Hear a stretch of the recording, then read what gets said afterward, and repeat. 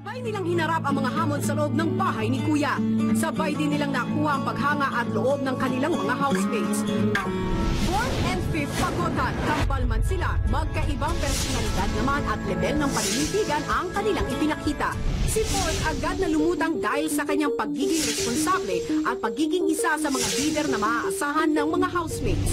Si Fifth naman, isang kaibigang madaling lapitan at handang magpasaya sa kanyang mga kasama. Isang pangyayari rin ang sumubok sa hangganan ng kanilang paninindigan at pagpapakatotoo. Yan, siguro po bisexual po ako. Tanggap mo ba ang iyong kapatid? Apo, kuya. Tanggap ko po. Ngayon sa outside world, patuloy nilang papatunayan na anuman ang mangyari, magkatuwang nilang haharapin ang bawat pagsubok. A bond that is stronger than ever. Muli nating masasaksihan ngayong hapon. Fourth and fifth pagotan, live! My favorite kambal, fourth and fifth, welcome to the bar. Welcome po. Lagi ka namin pinag-uusapan ni Alex, fourth and fifth. Sabi namin kung meron kaming kapatid sanang lalaki, sana kayong dalawa. Salamat po.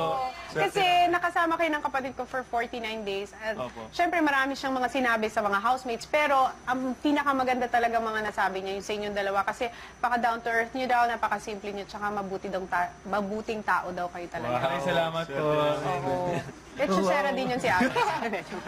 Pero hindi, how are you doing kayong dalawa? Kamusta ang buhay sa labas ng bahay? Kanina si Fifth, may kinukwento ka ng commercial gap, di ba? Yun po, kakalabas ko lang po kagabi po ng bahay ni Kuya. So, medyo nasa in the zone pa ako sa bahay ni Kuya. Hinahanap ko pa yung label ko. Yung camera na sa gano'n. Tapos ano po, ayun, medyo sayang, dapat big four, gano'n. Siyempre, nangarap ko na gusto mo na tok-tok na yung mabot mo. Pero, kailangan harapin kung anumang pagsubok, anumang resulta. Minsan sa laban, hindi ka laging panalo, hindi ka palaging talo. Tsaka yun nga, sabi ni Fort, dito naman yung totoong laban sa labas. So, fight, strong like a turtle. Ikaw, Fort, nakapag-adjust ka na. Mas matagal ka nang nandito sa outside world. Nakapag-adjust na, pero syempre pag nanonood ka ng TV, syempre iniisip mo, nung nakaraan, nandiyan lang ako. Ngayon, nandito na ako sa labas. Gusto ko pa sana lumaban. Sana may mga mapapatunayan pa sana ako. Pero, syempre, yun nga, dito talaga sa labas yung mga mas mabibigat na problema na dapat nating harapin. And dapat mong lampasan. Kamusta yung relationship ninyong dalawa? Kasi nung pumasok kayo sa loob ng bahay, yes, magkapatid kayo, pero di ba mas naging close ka kay Alex, mas sa kanya ka nag-open, di ba? Kamusta yung relationship niyo nung pumasok kayo at ngayon na nakalabas kayo? Ayun, Mas close lang. nung una talaga, sabi ko, parang hindi kami close, magkaibang grupo kami. Bakit nga? Kasi... Kasi sa labas kasi hindi talaga kami close. Tapos dalawa lang kami lalaki na magkapatid na lumaki parehas. Lagi kami magkaaway ng bata. Kasi? So nakasanayan namin kompetensya. Lagi. Sa talent, sa drawing, sa acting, sa singing, sa dancing. Lagi kami may magkakompetensya. rivalry na kayo ng bata. Opo. Okay. Ayun. Alam na namin sa isa't isa yun na kailangan mas magaling ako kay Fifth. Kailangan mas magaling siya sa akin. Ganun po lagi. Okay. Dahil na din siguro sa paligid namin, mga teacher namin, mga classmates namin. Kino-compare kami lagi. Lagi tinatanong, ba't si Fourth may ganyan? Ba't si Fifth may ganyan? Ba't ikaw wala? Ba't siya meron? Laging ganun. So, nasanay na din kami na ganun. Bakit? Kailangan mas magaling ako. Kasi parang feeling nyo magkalabang kayo sa isa't isa. Kaya sa bahay, pagpasok namin, ramdam talaga namin yung magkapatid kami pero may competition. Kasi technically, separate housemate kami, hindi kami 2-in-1. So, nararamdaman namin yung competition. Pero, at the same time, natutunan namin din sa bahay na, yun nga, si 4th and 5th magkakampi talaga, hindi kami magkalaban. Nung patagal na ng patagal, doon na namin naramdaman na kami talaga yung magkakampi doon. Tapos, hindi kami magkakompetensya. So, laki talaga natulong ng Pinoy Big Brother sa amin. Lalo dito sa labas, sobrang... Sa pamilya namin, laki na pinagbago ng mga kapatid namin dahil nakita din nila sa amin, pinapanood nila kami ng mami ko.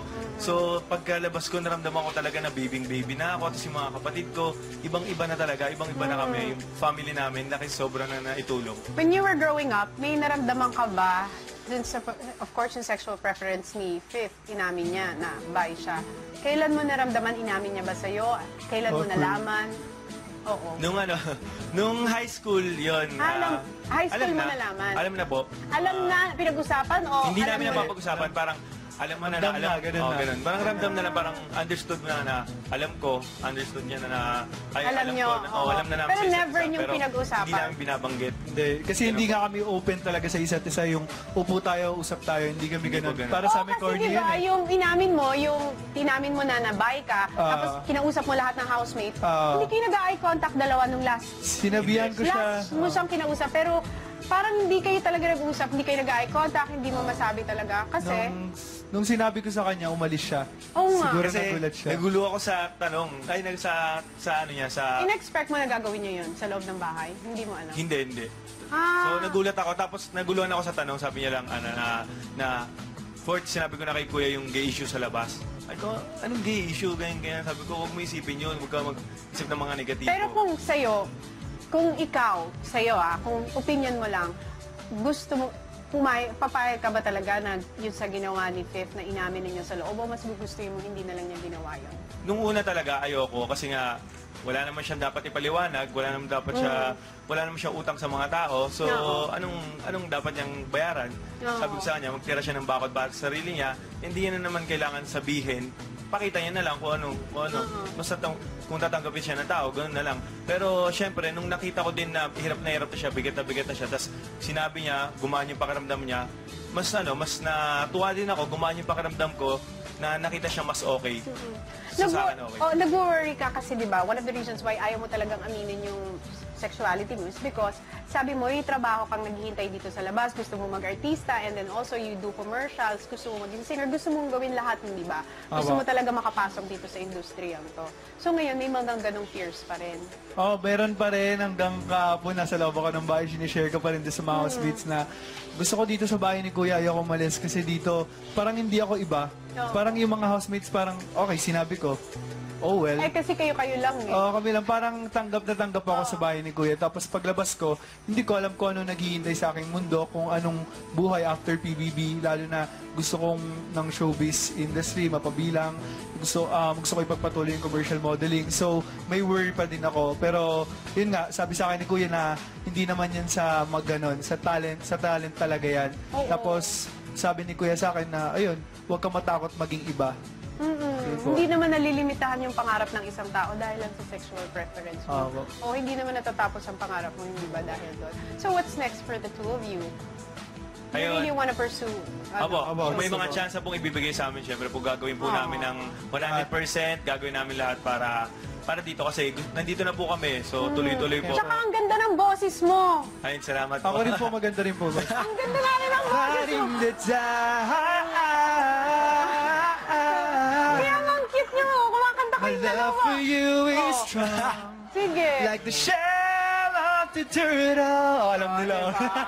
Hindi, fourth kanta ka rin. Ganda ng boses mo eh.